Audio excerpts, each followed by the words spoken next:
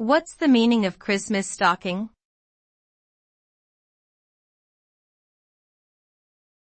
Christmas stocking.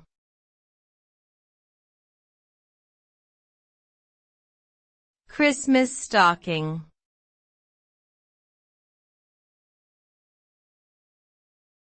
Christmas stocking.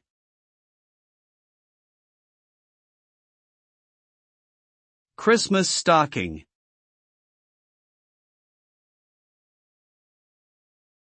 A Christmas stocking is a sock-shaped bag that is hung up on Christmas Eve, usually on a mantelpiece or at the foot of a bed.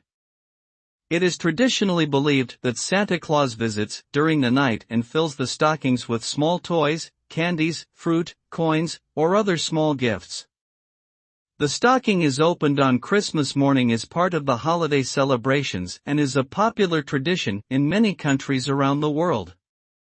It is often used as a decorative item and can be personalized with the name of the owner.